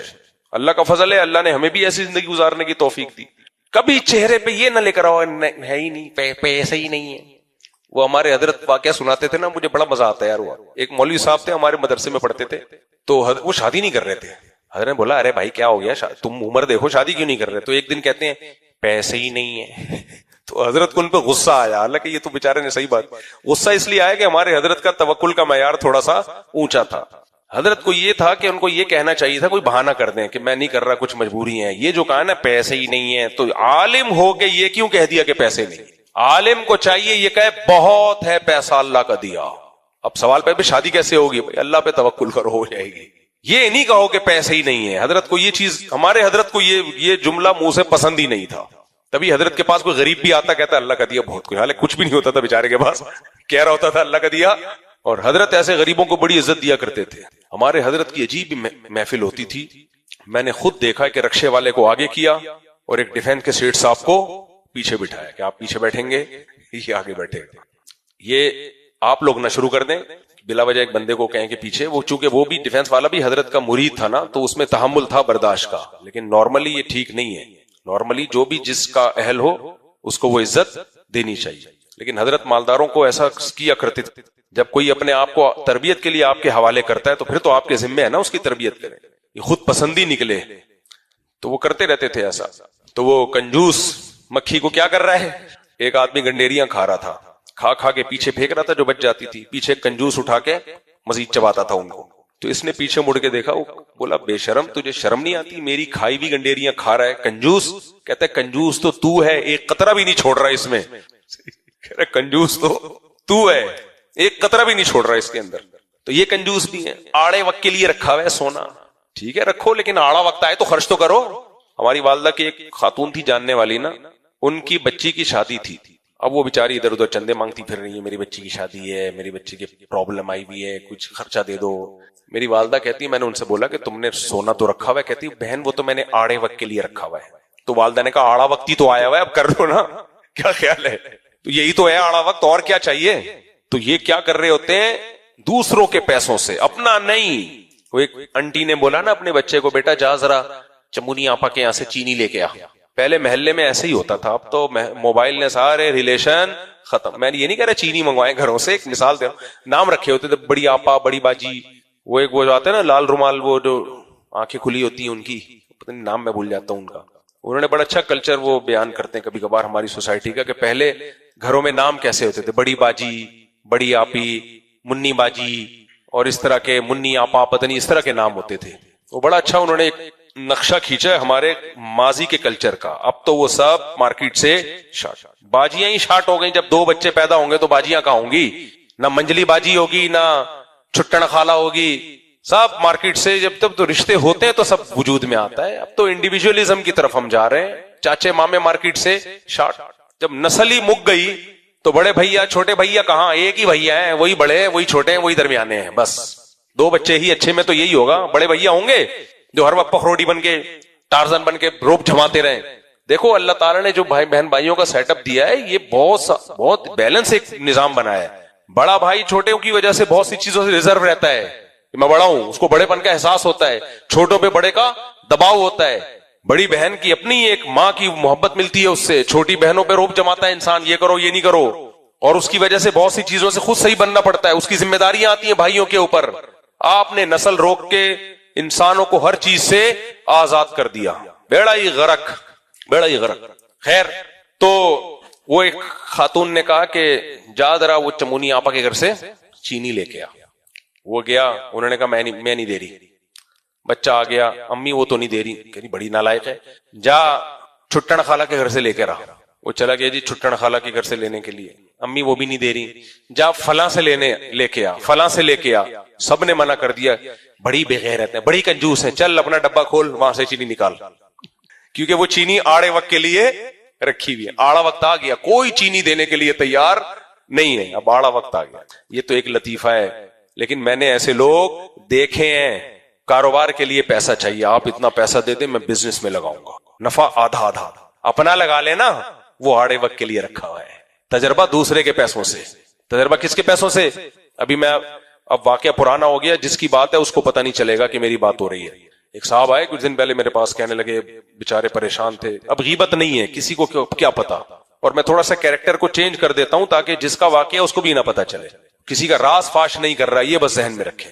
لوگ ڈرتے ہیں، مجھے فون کرتے ہیں، یار ہم آپ کے سامنے بات کریں گے، اپنے گھر کی بات ہے، ایسا نہ ہو آپ بیان میں بتا دیں، آپ بتا دیتے۔ میں نے کہا بھائی اتنا بے وقوف نہیں ہوں میں کہ کسی کے گھر کی باتیں میں مسجدوں میں شیئر کروں، اتنا نالائق نہیں ہوں میں، تو میں واقعہ ریٹائر ہونے کے بعد بیان کرتا ہوں، صحیح ہے نا، اور کیریکٹر کو تھوڑا سا چینج کر دیتا ہوں تاکہ ان کے گھر میں پتہ نہ چلے کہ اس کی بات ہو رہی۔ تو ایک صاحب آئے، اور یہ ایک تھوڑی ہے تو صاحب آتے رہتے ہیں اس طرح کے، وہ کہتے ہیں مفتی صاحب قرضوں میں جکڑ گیا ہوں، کچھ پیسوں کے ساتھ تعاون چاہیے۔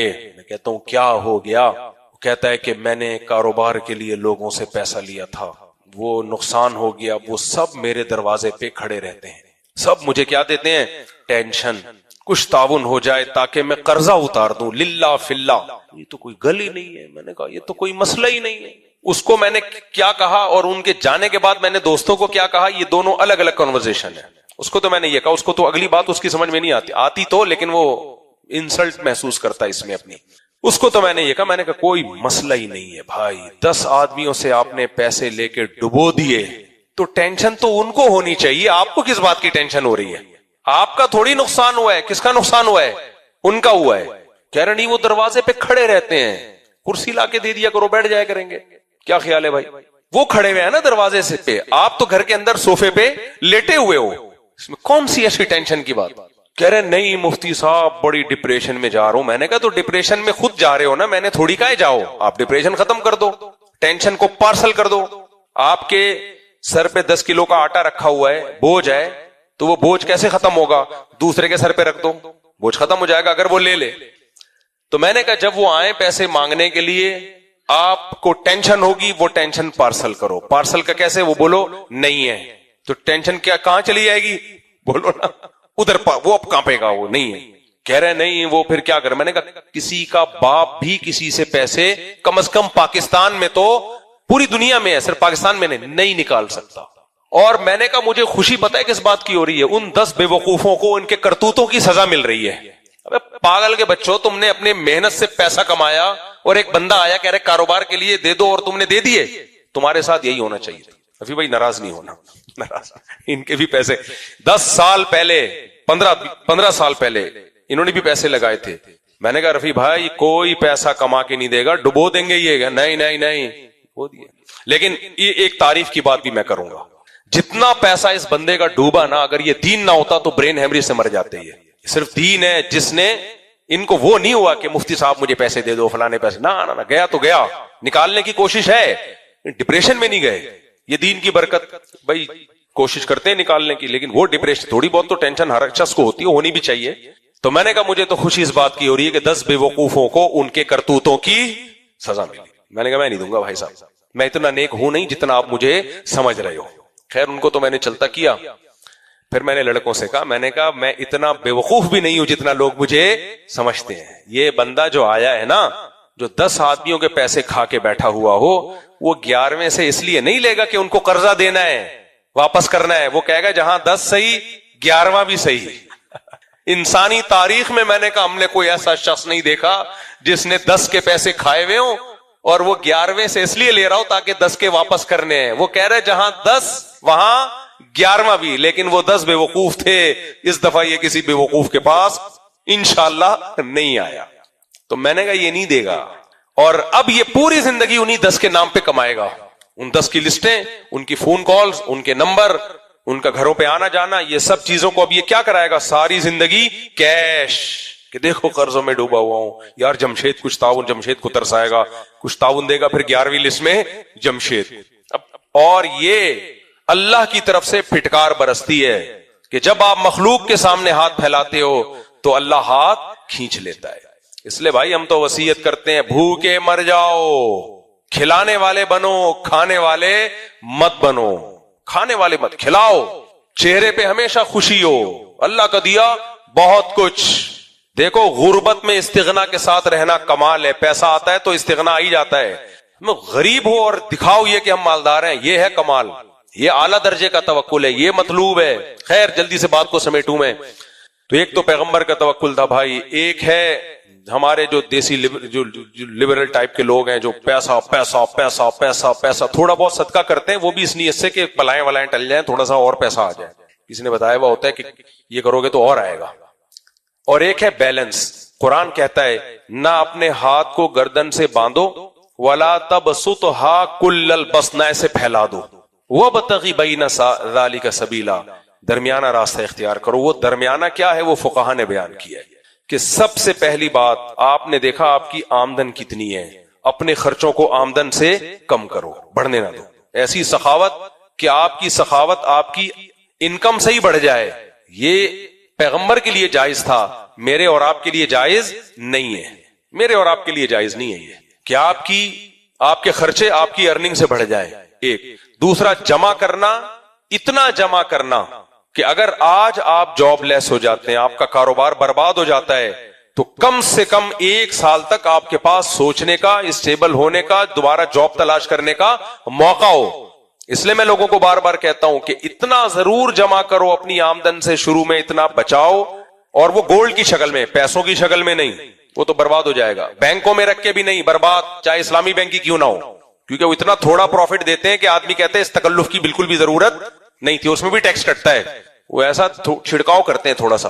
اسلامک بینک جو نفع دیتا ہے نا, یہ جتنے بھی بینک ہیں, یوں جیسے شدید پیاس لگ رہی ہے آپ کو, اور ایک آدمی کہتا ہے آؤ سخاوت کے دریا بہ رہے ہیں یہاں پہ, آپ چلے گئے یار, سخاوت کے دریا بہ رہے ہیں. اس نے مٹکے میں ہاتھ ڈال کے یوں چھینٹے ماری, چل کیا یاد کرے گا. یہ بینکوں کا پروفٹ ہوتا ہے. ہاں اسلامک بینک میں جائز ہے کیونکہ تھوڑا پروفٹ ہے, لیکن ہے حلال. لیکن پروفٹ نہیں بھائی, کہ آپ نے کیا کرنا ہے, گولڈ خرید کے ڈال دو. تو وہ کیا ہوگا, اتنا کہ آج میں جاتا ہوں تو جو میرے منتھلی خرچے ہیں کم سے کم 1 سال تک میں اس کو چلا سکتا, بس اس سے زیادہ نہیں سوچو آگے. اس سے زیادہ پھر کوئی حد ہے ہی نہیں. ایک 90 سال کا بوڑھا تھا, وہ ایک صاحب کسی مولوی صاحب کے پاس آئے اور کہنے لگے کہ میں نے سنا ہے کہ ملک الموت کا انتقال ہو گیا ہے. کہتے ہیں کیا بات کر رہا ہے بھائی. کہتے ہیں وہ 90 سال کا کوئی بوڑھا آیا ہے, میرے اسٹیٹ ایجنسی کا کام ہے, وہ پراپرٹی میں انویسٹ کرنا چاہتا ہے فیوچر پلاننگ کے لیے. پراپرٹی میں انویسٹ کرنا چاہتا ہے. ہم اس پہ ہنس رہے ہیں, لیکن میرے بھائی اگر ہم 90 سال کے ہوئے نا اور دل سے دنیا کی محبت نہ نکالی تو ہم بھی یہی کچھ کر رہے ہوں گے. تو پھر تو کوئی حد نہیں ہے. اس لیے 1 سال تک ٹھیک ہے. باقی جو حالات عام طور پر آ جاتے ہیں لوگوں پہ, 2 طرح سے آتے ہیں. یا تو وہ کام کر رہے ہوتے ہیں وہ ان کی فیلڈ نہیں ہوتی, اہل نہیں ہوتے, یا سست ہوتے ہیں. پاکستان میں خاص طور پہ کراچی میں سستی بہت زیادہ ہے. میں پنجاب والوں کو دیکھتا ہوں, پنجابی قوم چست بہت ہے. کوئی کاروبار شروع کرے گی نا, اس طرح یہ کوئٹہ میں بھی میں نے دیکھا ہے, یہ لوگ چست بہت ہیں. آپ دیکھو صبح 3 سے 4 بجے ہوٹل کھلنا شروع ہوتا ہے, اور اپنے گاؤں دیہاتوں سے چھوٹے چھوٹے بچوں کو لا کے بھی لگا دیتے ہیں 3 سے 4 بجے. ہمارے کراچی میں جو سستی کا ریشو ہے وہ پاکستان میں دوسری قوموں کی نسبت تھوڑا سا زیادہ محسوس ہوتا ہے. بہت احترام کے ساتھ بات کروں, کسی کو برا نہ لگ جائے. تو پھر کاروبار کہاں ہوگا میرے بھائی, تو محنت پہ اللہ دیتا ہے. میں بتا رہا ہوں نا, بس ایک واقعہ چھوٹا سنا کے بیان ختم کرتا ہوں. یہ کئی بار پہلے بھی سنا چکا ہوں. ہم جہاں مدرسے میں جو ہے ہم پڑھتے تھے, تو سامنے ایک دکان تھی, بیکری آئٹم ہوتا تھا اس کے پاس. تو ہم بھی ناشتہ وہیں سے خریدتے تھے جا کے, کبھی باقر خانی لے رہے ہیں, کبھی بسکٹ لے رہے ہیں, قریب میں دودھ ہوتا تھا. تو ہم جاتے تھے صبح روزانہ وہاں سے بیکری آئٹم لیتے تھے, یا کبھی شام کو چلے گئے چائے کے ساتھ, پاپے واپے کھانے کا دل چاہ رہا ہے, وہاں سے لے کے آتے تھے. ہم وہ فریش مال بنتا تھا اس بیکری میں, تو اچھا لگتا تھا ہمیں. اچھا, ہم جب بھی جاتے تھے, وہ پنجاب کے لوگ تھے, ہم جب بھی جاتے تھے ہم دیکھتے تھے جہاں رش ہوتا تھا اس کی دکان پہ, اور ٹھک ٹھک چل رہا ہوتا تھا نا حساب. بھائی 6 باقر خانیاں, ٹھک 6 باقر خانیاں آئی, ایسے ملازمین ایسے گھوم رہے ہوتے تھے. وہ بھی صبح اڑ جاتے تھے 4 بجے, اور ایسے ٹھک ٹھک ٹھک کاروبار چل رہا ہوتا تھا. ایک دن میں نے دیکھا وہ پنجاب سے اپنے کسی بھائی کو لے آئے, جیسے بڑے بھائی ہیں وہ چھوٹے بھائی کو بھی انہوں نے کہا چلو ہمارے ساتھ اس بزنس میں تم بھی آ جاؤ. چھوٹا بھائی آیا, اب میں جیسے کھڑا ہوں, یار وہ ذرا بریڈ دینا, وہ جا رہا ہے بریڈ لینے کے لیے, پہلے یوں کھجا رہا ہے, یوں کر رہا ہے, پھر وہاں جا کے کھڑے ہو کے سوچ رہا ہے, پھر بریڈ لے کے آیا. تو اس کے بڑے بھائی اس کو بولتے تھے یار بیٹا کاروبار ایسے نہیں ہوتا, ابھی تجھے ہم نے گاؤں سے بلایا ہے, تھوڑا سا سیکھ لے, جو کسٹمر کھڑے ہوئے ہیں ان کو نمٹا یار, آرام کے وقت آرام کر لینا, ابھی تو کیا ہے دیکھ ہم کیسے کام کر رہے ہیں. اس کی سمجھ میں نہیں آ رہا تھا. یہ پنجاب کا بتا رہا ہوں, پنجاب والے سافٹ ویئر اپڈیٹ کیسے کرتے ہیں, پٹھان لوگ بھی اسی طرح سافٹ ویئر اپڈیٹ کرتے ہیں. کاروبار میں نا جب کوئی دیکھتے ہیں نا نیا سست آ گیا ہے, ان کو پتا ہے تو سارا بزنس تباہ کر دے گا یہ, تو ان کے ہاں سافٹ ویئر اپڈیٹنگ کا جو انتظام ہے وہ ہم لوگوں کے یہاں نہیں ہے, یہاں کراچی میں نہیں ہے. تو میں ایک ہفتہ ہو گیا وہ دیکھ رہا ہوں, وہ یہی اس کو بھائی زیرا پلس بسکٹ چاہیے یا نمکین بسکٹ چاہیے, جا رہا ہے بڑے آرام آرام سے لا رہا ہے. وہ اس کو بار بار سمجھے بیٹا ایسے نہیں ہوتا یار, اس کا نام میں بھول گیا, بیٹا ایسے نہیں ہوتا, دیکھ ہم کیسے کام کر رہے ہیں. وہ نہیں سدھرے بھائی, وہ ہوگا کوئی 24-25 سال کا, وہ نہیں سدھرے. وہ تو شکر ہے موبائل اس وقت نہیں تھا, ورنہ موبائل میں لگ جاتا. وہ ایک دن کیا ہوا, میں آیا ہوں صبح صبح دیکھا ہوں وہ بھی روبوٹ کی یعنی ایسے بھاگ رہا ہے مچھلی کی طرح نا, باغرانی ٹھک باغرانی یار, زیرا پلس بسکٹ ٹھک سے زیرا پلس بسکٹ, 2 بریڈ ٹھک سے 2 بریڈ, ایسے بھاگ رہا ہے. میں نے کہا ہوا کیا ہے یار, میں نے وہاں پوچھا یار یہ ایک دم سے. انہوں نے کہا کہ اس کی ہم نے طبیعت سے دھویا ہے اس کو. 1 ہفتے تک ہم اس کو سمجھا رہے تھے, اس کی سمجھ میں نہیں آ رہا تھا. وہ بزبان حال کہہ رہے تھے ہمارے ہاں اسی طرح سے سافٹ ویئر اپڈیٹ ہوتا ہے, نیا نیا آتا ہے, ٹائم لگتا ہے اس کو. تو اس کو ہم نے کمرے میں لے کے طبیعت سے دھویا اس کو, اگلے پچھلے سارے صغیرہ کبیرہ گناہ معاف. یہ ہوتا ہے, سمجھ رہے ہو. اس لیے گھر میں جو بچہ سست ہو کوئی اور نہ کرے, موبائل میں لگا ہوا ہے اور کام نہیں کر رہا, پڑھائی نہیں کر رہا, یہ جا نہیں رہا, تو بھائی اس کے بغیر گزارا نہیں ہے. کراچی میں یہ کلچر ہے نہیں, بڑے بھیا چھوٹے بھیا احترام میں, بس بڑے بھیا چھوٹے بھیا. کراچی میں منہ کے فائر بہت ہیں, ادب احترام بہت ہے. پہلے لوگ سندھ میں, ہمیں سندھ میں ایک یونیورسٹی کے پروفیسر ملے, کہتے ہیں کہ بوڑھے تھے وہ, کہتے ہیں ہم تہذیب سکھانے کے لیے بچوں کو کراچی بھیجا کرتے تھے, تہذیب سکھانے کے لیے کراچی کے اسکولوں میں. آئیے بیٹھیے, آج آپ جناب سیکھ کے آتا تھا. تہذیب میں کراچی بے شک آگے ہے, میرے بھائی سافٹ ویئر اپڈیٹ کرنے کی ضرورت ہے بچوں کے. یہ کاروبار نہیں کریں گے. ہاں دکانوں پہ بیٹھ کے جو منہ کی فائر ہوتے ہیں وہ وہی ہے جو لال رومال والوں نے نقشہ کھینچا ہے. دیکھا ہے نا, وہ ہوٹل میں بیٹھے ہوئے ہیں, 1 کروڑ سے کاروبار شروع کرتے ہیں, کہتے ہیں 1 نہیں ہے, کرنا ہے تو 1.5 سے کر. یہ لونڈے لپاڑوں کی باتیں ہوتی ہیں ہوٹلوں میں, کرنا ہے تو کس سے کر, 1.5 سے. ابے 1.5 کیا, جب کرنا ہے تو 2.25 کروڑ سے کرو نا. اتنے میں وہ آیا کہ پراٹھا, چیز پراٹھا اتنا نہیں ہے, وہ والا سادہ پراٹھا لے, مہنگا ہے وہ. 1 پراٹھے میں 4 آدمی شریک ہو رہے ہیں. تو ہوٹل والا کہتا ہے کم بختو تم باتیں 1.5-2 کروڑ کی, میں سمجھ رہا تھا کہ پتہ نہیں پورا ہوٹل خرید کے جاؤ گے. تو انہوں نے بڑا اچھا رکشہ کھینچا وہ لال رومال والوں نے. تو یہی چل رہا ہے منہ کے فائر. اس کو کہتے ہیں منہ سے. ہمارا ایک بھانجا ہے, وہ چھوٹا بچہ ہے, وہ جب بھی جاؤ نا گھر میں ٹھیاؤ ٹھیاؤ ٹھیاؤ, وہ پلاسٹک کی بندوق لے کے ایسے کر رہا ہوتا ہے. تو یہ منہ کے فائرنگ ہے بھائی, یہ جتنی مرضی کر لو. تو خیر توکل کا خلاصہ یہی نکلا کہ اللہ پہ اعتماد کرو, 1 سال تک تو ٹھیک ہے, باقی کس پہ چھوڑ دو, اللہ پہ چھوڑ. اور دنیا سے محبت نہ کرو. نسوا اللہ فانساہم انفسہم, جو میں نے آیت پڑھی تھی, اللہ کہتے ہیں یہ اللہ کو بھول جاتے ہیں تو اللہ انہیں ان کا اپنا آپ بھلا دیتا ہے, پھر وہ کام کرتے ہیں جو ان کی ٹینشن کا ذریعہ بنتے ہیں. اللہ تعالیٰ ہمیں سمجھنے کی, عمل کی توفیق عطا فرمائے. محمد اسامہ بل محمد شمیم کدھر ہے بھائی, آپ ہیں. دلہن کا نام یمنا شمیم, یمنا شمیم. محمد اسامہ کے ابا کا نام بھی شمیم ہے, دلہن کے ابا کا نام بھی شمیم. بڑا بڑا استاد, صحیح ہو گیا. یمنا شمیم بنت شمیم احمد, یہ دلہن کا نام ہے. دلہن کے وکیل کون ہے؟ آپ نے اجازت دی ہے کہ میں 1 لاکھ روپے میں یمنا شمیم بنت شمیم احمد کا نکاح محمد اسامہ بل محمد شمیم سے کروں, اجازت ہے جی؟ محمد خضر بن محمد راؤ ولد محمد بن اشرف, پورے دادا کا نام بھی لکھ لیا ماشاءاللہ. محمد خضر بن محمد راؤ کون ہے؟ آپ ہیں. دلہن کا نام علیشہ اقبال بنت جاوید اقبال, ان کے وکیل کون ہیں؟ آپ نے اجازت دی کہ 50,000 روپے مہر میں علیشہ اقبال بنت جاوید اقبال کا نکاح محمد خضر بن محمد راؤ ان سے کروں, اجازت ہے جی؟ الحمدللہ نحمده ونستعینه ونستغفره ونؤمن به ونتوکل علیہ ونعوذ باللہ من شرور انفسنا ومن سیئات اعمالنا, من يهده الله فلا مضل له ومن يضلله فلا هادي له, ونشهد ان لا اله الا الله وحده لا شريك له, ونشهد ان سيدنا وحبيبنا وشفيعنا وسندنا محمدا عبده ورسوله صلى الله تعالى عليه وعلى آله وأصحابه وبارك وسلم تسليما كثيرا كثيرا. اما بعد فاعوذ بالله من الشيطان الرجيم, بسم الله الرحمن الرحيم. يا ايها الناس اتقوا ربكم الذي خلقكم من نفس واحدة وخلق منها زوجها وبث منهما رجالا كثيرا ونساء واتقوا الله الذي تساءلون به والأرحام إن الله كان عليكم رقيبا يا أيها الذين آمنوا اتقوا الله وقولوا قولا سديدا يصلح لكم أعمالكم ويغفر لكم ذنوبكم ومن يطع الله ورسوله فقد فاز فوزا عظيما وقال النبي صلى الله عليه وسلم النكاح من سنتي وقال فمن رغب عن سنتي فليس مني وقال النبي صلى الله عليه وسلم تزوجوا الودود الولود فإني مباهي بكم الأمم وقال النبي صلى الله عليه وسلم تزوجوا ولا تكونوا كرهبان النصارى. جناب محمد اسامہ والمحمد شمیم، میں نے 1,00,000 روپے مہر میں آپ کا نکاح یمنا شمیم بنت شمیم احمد سے کیا. آپ نے اس نکاح کو قبول کیا؟ جی الحمدللہ قبول کیا. جزاک اللہ جزاک اللہ. محمد خضر بن محمد راؤ بن محمد بن اشرف، سبحان اللہ، اس پورے نسب کے ساتھ آپ نے علیشہ اقبال بنت جاوید اقبال کا نکاح 50,000 روپے مہر کے عوض قبول کیا؟ جی مجھے قبول ہے. جزاک اللہ. دعا کریں اللہ تعالیٰ ان دونوں نکاحوں میں برکت دے. الحمدللہ رب العالمین والعاقبۃ للمتقین والصلاۃ والسلام علی رسول الکریم وعلی آلہ وصحبہ اجمعین.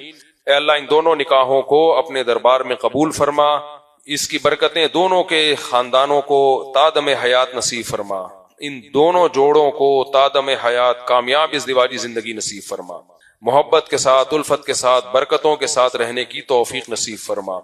آپس کے اختلاف سے، انتشار سے، لڑائی جھگڑوں سے، ہر قسم کے شر فساد سے اللہ ان دونوں جوڑوں کی ہمیشہ کے لیے حفاظت فرما. ان نکاحوں کو اللہ ان کے خاندانوں میں جوڑ کا، محبتوں کا اور برکتوں کا ذریعہ بنا. ہر طرح کے شر سے، فتنوں سے، فساد سے اللہ ان کے خاندانوں کو محفوظ فرما. جس کی جو جائز مراد ہو اللہ اس کی مراد کو پورا فرما. ربنا آتنا فی الدنیا حسنۃ وفی الآخرۃ حسنۃ وقنا عذاب النار. صلی اللہ تعالی علی خیر خلقہ محمد وعلی آلہ وصحبہ اجمعین. اللہ تعالیٰ بہت مبارک کرے. بھائی آپ دونوں کو ایک سیلفی ان کے ساتھ لے لیں پھر آپ کی چھٹی. میں نے سنا کہ دین عقل کا نام ہے، عقل کا نہیں. کیا یہ سچ ہے؟ اگر ہاں تو کیوں؟ کیونکہ اسلام تو ہمیں سوچنے اور غور و فکر کرنے کا کہتا ہے، اور اسلام کو most logical and practical religion کہا جاتا ہے. اس پر میں بہت دفعہ بیان کر چکا ہوں کہ اسلام لاجک کا مذہب ہے یا بے عقلی کی باتوں کا حکم دیتا ہے. اس کا خلاصہ میں 2 لفظوں میں بیان کرتا ہوں. دیکھو قرآن میں اللہ نے حکم دیا، بتایا ہمارے بارے میں، وَكَذَلِكَ، وہ ان کی شادی ہو گئی، آپ کی نہیں ہو رہی، اب آپ ادھر توجہ رکھیں. جب آپ کی ہوگی تو آپ بھی انجوائے کرنا. ابھی کسی اور کی ہوئی ہے تو بس نکاح میں شرکت ہو گئی، کافی ہو گیا. اب آپ توجہ کے کہاں رکھیں؟ یہاں رکھیں. کچھ لوگ کہتے ہیں کہ اسلام میں نقل کا نام ہے، جو اوپر سے نقل ہوتا چلا آ رہا ہے، عقل کا نام نہیں ہے اسلام. یہ بالکل غلط ہے. قرآن میں اللہ نے کہا وَكَذَلِكَ جَعَلْنَاكُمْ أُمَّةً وَسَطًا، ہم نے تم کو معتدل امت بنایا. بیلنس، بیلنس کسے کہتے ہیں؟ ہر چیز میں وہ رائے قائم کرنا جو بیلنس رائے ہو، اعتدال کی رائے ہو. اب دیکھو اللہ تعالیٰ نے انسان کو جتنی بھی صلاحیتیں دی ہیں وہ لامحدود ہیں یا محدود ہیں؟ آپ لوگ جواب دو نا. اب میں کہوں کیونکہ میں ہاتھ سے 100 کلو وزن اٹھا ہی نہیں سکتا تو ہاتھ تو عاجز ہے، لہذا میں 1 کلو بھی وزن نہ اٹھاؤں، یہ غلط بات ہوگی نا. بھائی 1 کلو وزن 2 کلو وزن اٹھا سکتے ہو وہ اٹھاؤ، 100 کلو نہیں اٹھا سکتے وہ مشینوں سے اٹھواؤ، وہ خود نہ اٹھاؤ، وہ ان سے اٹھواؤ جو اٹھا سکتی ہیں یہ وزن. تو ہر صلاحیت اللہ نے انسان کو محدود دی ہے. تو عقل لامحدود ہو سکتی ہے، ظاہر عقل بھی کیا ہے، اس کا بھی ایک دائرہ کار ہے، وہ بھی محدود سوچتی ہے. تو اسلام یہ کہتا ہے کہ یہ کام مت کرو کہ عقل استعمال کرنا چھوڑ دو. یہ تو حماقت اور بے وقوفی کی علامت ہوگی. ایک چیز اللہ نے تمہیں دی ہے سوچنے سمجھنے کے لیے، اس کو استعمال ہی نہیں کرتے. تبھی قرآن جگہ جگہ افلا تعقلون، افلا یعقلون، افلا تتفکرون، افلا یتفکرون، ان فی ذلک لآیات لأولی الالباب. عقل مندوں کے لیے یہ اسلام ہے، یہ عقل مندوں کے لیے، یہ بے وقوفوں کے لیے نہیں ہے. تو عقل استعمال کرنی ہے، لیکن کیا لامحدود؟ نہ، ہر جگہ تمہاری عقل کام نہیں کرے گی. تو وہ لمٹ کیا ہے؟ خدا کے مقابلے میں نہیں عقل کو لے کر آنا، کیونکہ اللہ سے زیادہ کوئی جاننے والا نہیں ہو سکتا. جب اللہ کی بات آ جائے اور وہ تمہاری عقل میں نہ آ رہی ہو تو کہہ دینا کہ عقل غلط فیصلہ کر رہی ہے، اللہ کی بات کیا ہے؟ درست ہے. یہ اسلام کا پیغام ہے. مادہ پرست کیا کرتا ہے؟ مادہ پرست وہ عقل وہاں بھی استعمال کرتا ہے جہاں عقل استعمال نہیں کرنی. خدا رسول کے مقابلے میں، اللہ کے مقابلے میں عقل استعمال کر رہا ہوتا ہے. ٹھوکریں کھاتا ہے جو کہ کھا رہے ہیں. آپ دیکھو ہومو سیکسولیٹی کو عقل استعمال کر کے ہی تو لیگل کیا ہے ان لوگوں نے. زنا کو لیگل کیا عقل استعمال کر کے، شراب کو لیگل کیا عقل استعمال کر کے، عورت اور مرد کے حقوق برابر کر دیے. کیا استعمال کر کے؟ عقل استعمال کر کے. گھر میں سربراہی ختم ہو گیا, خاندانی نظام تباہ و برباد ہو گیا. نشے کو لیگل کر دیا عقل استعمال کر کے. جو بدبودار جمہوریت ہمارے سروں پہ مسلط کی ہے, جس میں ایک پکوڑے والے کا, ٹماٹر والے کا ووٹ اور ایک یونیورسٹی سے فارغ التحصیل آدمی کا ووٹ کیا ہے؟ برابر ہے. یہ کیا استعمال ہوا ہے؟ کھوپڑی استعمال ہوئی ہے, غلط استعمال ہوئی ہے. اگر صحیح استعمال ہوتی تو یہ نہ ہوتا. تو یہ ساری چیزیں عقل استعمال ہو کے ہی ہو رہی ہیں میرے بھائی. کیا خیال ہے؟ یہ بڑے بڑے دنیا کے جو رشیا تھا, سوویت یونین, اس نے, ان کے بڑے بڑے دانشوروں نے کمیونزم کو دنیا میں فروغ دیا عقل استعمال کر کے, اور اس کا بیڑا غرق کر دیا. جب افغانستان سے مار کھا کے نکلا ہے نا رشیا, تو گورباچوف نے کہا تھا کہ ہمیں یہ جو تجربہ ہے نا اس نئے نظام کا, یہ چھوٹے سے گاؤں پہ پہلے کر کے ٹرائی کرنا چاہیے تھا. چلتا بھی ہے کہ نہیں چلتا؟ اتنے بڑے ملک پہ کر دیا, ملکی سوویت یونین کے ٹکڑے ہو گئے. تو یہ سارے کھوپڑی رکھنے والے لوگ تھے, بیوقوف نہیں تھے. یہ ڈاروین نے عقلی استعمال کر کے انسان کو بندر سے پیدا کر دیا. حالانکہ انتہائی بے عقلی کی بات ہے یہ کہ بندر سے ڈائریکٹ انسان بن گیا. بیچ کی لاکھوں کروڑوں نسلیں مارکیٹ سے شارٹ ہو گئیں, دم بھی ایک دم شارٹ. ابے کچھ ایسے بندر ابھی تو ہوتے جن کی دم تھوڑی سی ہوتی, تھوڑے سے جمشید استغفر اللہ, تھوڑے سے انسان لگ رہے ہوتے, تھوڑے سے بندر لگ رہے ہوتے. ساری بے عقلی کی باتیں انہی عقل مندوں نے کی ہوئی ہیں, بے وقوفوں نے. تو بہن سے شادی حرام ہے, عقلی کوئی دلیل ہے اس کے حرام ہونے کی؟ ہے بھائی؟ عقل تو کہتی ہے کیا ہے بھائی, وہ بھی عورت ہے. آپ کہو غیرت کے خلاف, غیرت کو ایکسپلین کر سکتے ہو؟ غیرت کی ڈیفینیشن کیا ہے؟ تو اس لیے کچھ چیزیں ایسی ہیں جہاں عقل نہیں کام کرتی, وہاں وہی کس کی طرف سے ہوگی؟ اللہ کی طرف سے. تو اسلام کہتا ہے عقل کا بھرپور استعمال کرو, لیکن جب خدا کوئی بات کہہ دے تو پھر وہاں اللہ کے سامنے آپ عقل یوز کرنے کی کوشش نہ کریں. ہم ہر جگہ یہی کر رہے ہوتے ہیں. ڈاکٹروں کے سامنے میڈیکل سائنس میں اپنی عقل کے بجائے کس کی رائے کو ترجیح دیتے ہیں؟ ڈاکٹر صاحب, آپ بیمار تھے, ڈاکٹر نے کہا ٹیکا لگاؤں گا. آپ نے کہا میں تو پہلے ہی بیمار ہوں, اوپر سے ٹیکا لگا کے مجھے اور تکلیف دے رہے ہو. آپ کو تو مجھے چاہیے راحت پہنچاؤ, آپ ٹیکا لگا کے تکلیف دے رہے ہو. آپ کیا بولو گے؟ ڈاکٹر کیا بولے گا؟ تو کہیں اور سے علاج کر لے بھائی. تو شیطان نے اللہ کے مقابلے میں عقل استعمال کی تھی. اللہ نے شیطان سے کہا آدم کو سجدہ کرو. شیطان نے بولا میں نہیں کر رہا, میری تو کھوپڑی میں ہی نہیں آ رہی یہ بات کہ مٹی سے بنایا تو میں کیوں سجدہ کروں. تو یہ سب چیزیں بے عقلی کیا. ابراہیم علیہ السلام کو اللہ نے حکم دیا بچے کو ذبح کرو. اب بچے کو ذبح کرنا عقل کے میں آتا ہے؟ خلاف عقل ہے نا یہ. تو یہ خلاف عقل نہیں, ماوراء العقل ہے. کیوں بچے کو ذبح کر رہے ہیں؟ اللہ کا آرڈر ہے تو پھر اپنی عقل استعمال نہیں کرنی پڑے گی. تو اس لیے اسلام کہتا ہے عقل کو استعمال کرو, بھرپور طریقے سے استعمال کرو. لیکن جو عقل خدا رسول کے خلاف جاری ہو نا, تو پھر یہ تکبر ہے کہ آپ اپنے آپ کو اللہ سے زیادہ سمجھدار سمجھنا معاذ اللہ شروع کر دیا آپ نے. ایک بات تو یہ. دوسری بات یہ کہ اسلام کا کوئی حکم خلاف عقل نہیں ہوتا, ماوراء العقل ہوتا ہے. اس پر میں کئی بار بیان کر چکا ہوں. عقل کے خلاف ہونا الگ چیز ہے, عقل سے بالاتر ہونا الگ چیز ہے. کوئی بھی بات عقل کے خلاف اسلام نہیں کہے گا. جیسے 2 اور 2 4 ہوتے ہیں, 2 اور 2 5 نہیں ہوتے. 2 اور 2 کا 5 ہونا عقل کے خلاف ہے. کوئی مذہب اگر عقل کے خلاف بات کرنا شروع کر دے, وہ مذہب ہی باطل مذہب ہوگا, وہ مذہب برحق ہی نہیں ہو سکتا. اور ایک ہے کہ میں آپ سے کہوں 356 کو 648 سے ضرب دیے جائے تو 6564 جواب آتا ہے.